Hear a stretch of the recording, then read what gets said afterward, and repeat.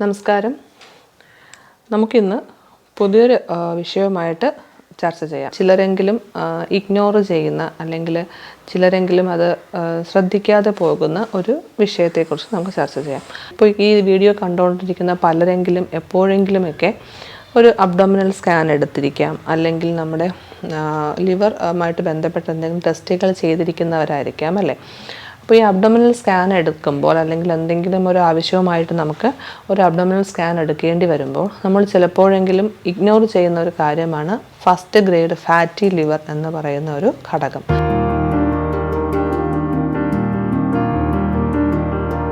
നമ്മൾ പലപ്പോഴും ശ്രദ്ധിക്കാറുണ്ടല്ലേ first grade fatty liver. അപ്പോൾ ഇതാരും തന്നെ അതിനെ ഒരു തീവ്രമായ അതിനെക്കുറിച്ച് ചിന്തിക്കുകയോ അല്ലെങ്കിൽ അങ്ങനെ ഒരു കാര്യത്തെക്കുറിച്ച് അമിതമായി കെയർ ചെയ്യുകയോ ചെയ്യാറില്ല. അപ്പോൾ നമ്മുടെ ശരീരത്തിനകത്ത് ഉള്ള ഒരു പാവം ഓർഗനാണ് ഈ ലിവർ അഥവാ കരളെന്ന് പറയുന്നത്.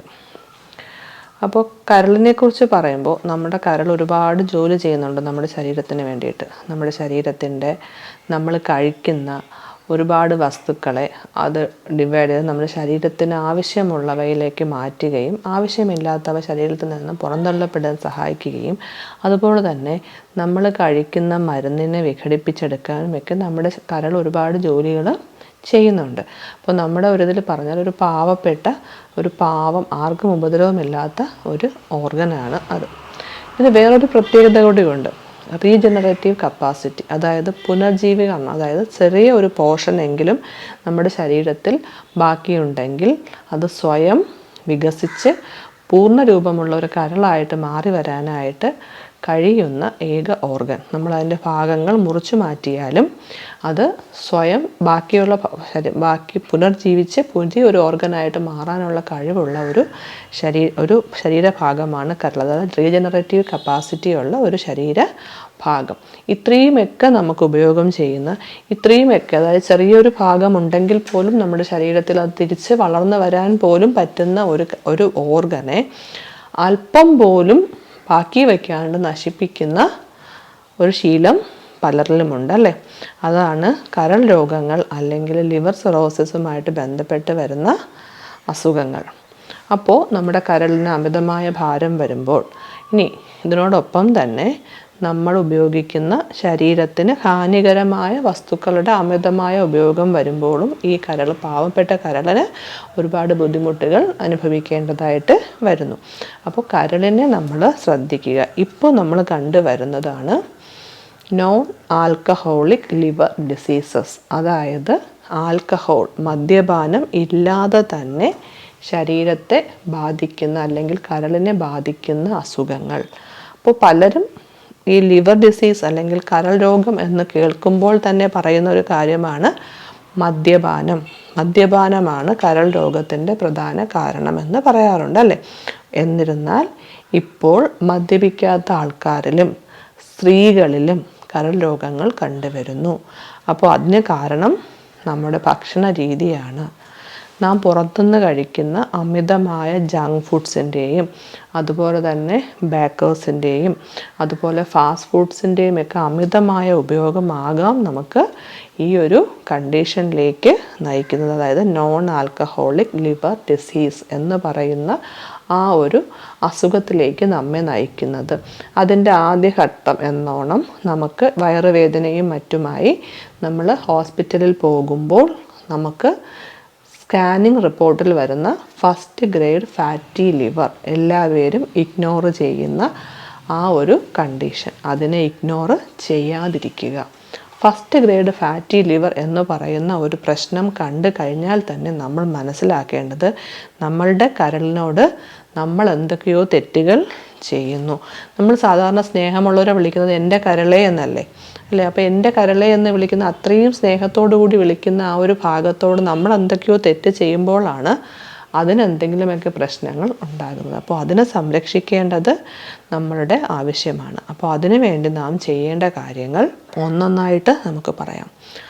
നമ്മൾ ആഹാരം കഴിക്കുമ്പോൾ മൂക്കിൻ്റെ സ്മെൽ അല്ലേ, നമ്മൾ പറയുന്നത് മണം അതായത് നമ്മുടെ മൂക്കിന് നാസികയെ തുളച്ച് കയറുന്ന മണം കണ്ട് നമ്മൾ ആഹാരം കഴിച്ചാൽ അത് നമ്മുടെ കരളിൽ തുളകൾ വീഴ്ത്തും.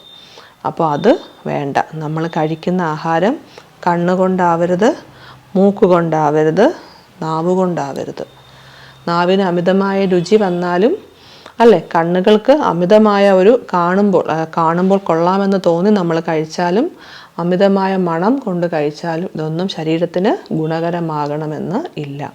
അപ്പോൾ ശരീരത്തിന് ഗുണപരമായ രീതിയിൽ ഭക്ഷണം കഴിച്ചാലേ നമ്മുടെ കരളിനെ നമുക്ക് സംരക്ഷിക്കാനായിട്ട് സാധിക്കുകയുള്ളൂ.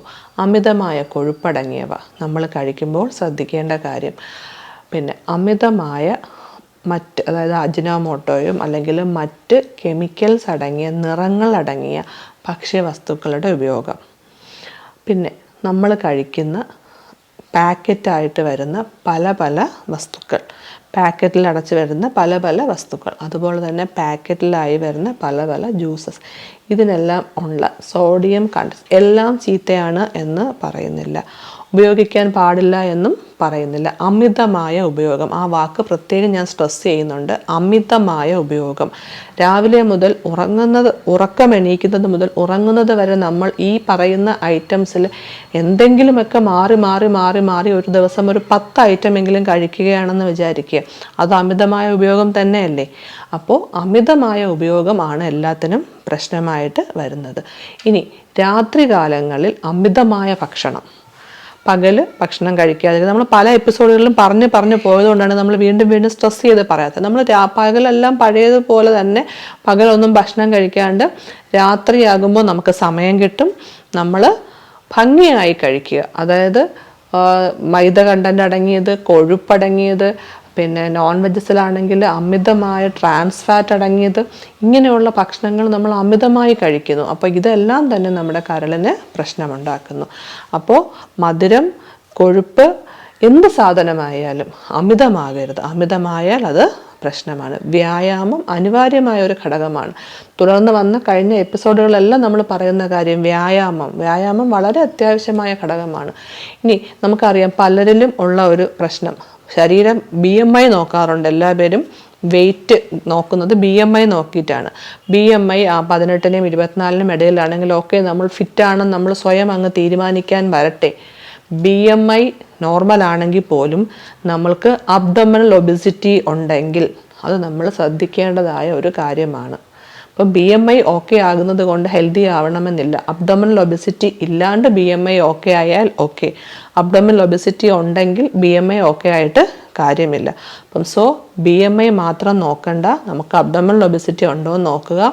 നമ്മൾ നടക്കാനായിട്ട് ശ്രമിക്കുക, വ്യായാമം നൽകുക, കൃത്യസമയത്ത് ഭക്ഷണം കഴിക്കുക, കഴിക്കുന്ന ഭക്ഷണങ്ങളിൽ പ്ലാൻ ബേസ്ഡ് ഫുഡ്സിന് ഇമ്പോർട്ടൻസ് കൊടുക്കുക. ഇനി ലിവറുമായിട്ട് എന്തെങ്കിലും അസുഖങ്ങൾ കണ്ടെത്തി കഴിഞ്ഞാൽ നമ്മൾ കമ്പൽസറി ആയിട്ടും കൊഴുപ്പടങ്ങിയ ഭക്ഷ്യവസ്തുക്കൾ കംപ്ലീറ്റ്ലി ഉപേക്ഷിക്കാനായിട്ട് ശ്രമിക്കുക. അതുപോലെ തന്നെ അമിതമായ എരിവ്, പുളി, ഉപ്പ് ഇങ്ങനെയുള്ളവയെല്ലാം നിയന്ത്രിച്ച് ഒരു ന്യൂട്രീഷനിസ്റ്റിൻ്റെയോ അല്ലെങ്കിൽ ഡയറ്റീഷ്യൻസിൻ്റെയോ അല്ലെങ്കിൽ ഡോക്ടേഴ്സിൻ്റെയോ നിർദ്ദേശപ്രകാരം കൃത്യമായ രീതിയിൽ ഭക്ഷണം കഴിച്ചു പോരേണ്ടത് അനിവാര്യമായ ഒരു കാര്യമാണ്.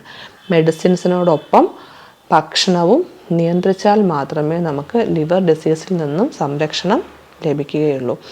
പാല്, അതുപോലെ തന്നെ മുട്ടവെള്ള, പിന്നെ ഇങ്ങനെയുള്ള വസ്തുക്കൾ നമ്മൾ ഉപയോഗിക്കുക. പാല് കഴിക്കുന്നത് നല്ലതാണ്. പാല് കാച്ചി പാട മാറ്റിയിട്ട് ഉപയോഗിക്കാനായിട്ട് ശ്രമിക്കുക. അതുപോലെ തന്നെ ഞാൻ നേരത്തെ പറഞ്ഞതുപോലെ അമിതമായ ട്രാൻസ് ഫാറ്റ് അല്ലാത്ത, നമുക്ക് ട്രാൻസ് ഫാറ്റ് അടങ്ങാത്ത സാധനങ്ങൾ കഴിക്കാം. അപ്പോൾ ചിട്ടയായ ഒരു ജീവിത രീതി നമുക്ക് ഏത് അസുഖത്തിനും അനിവാര്യമാണ്. അതുപോലെ തന്നെ നമ്മുടെ പാവം കരളിൻ്റെ സംരക്ഷണത്തിനും ആവശ്യമാണ്. അതുകൊണ്ട് പാവം കരളിനെ മറക്കാതിരിക്കുക. അടുത്ത എപ്പിസോഡിൽ പുതിയൊരു വിഷയവുമായി കാണുന്നത് വരെയും നന്ദി, നമസ്കാരം.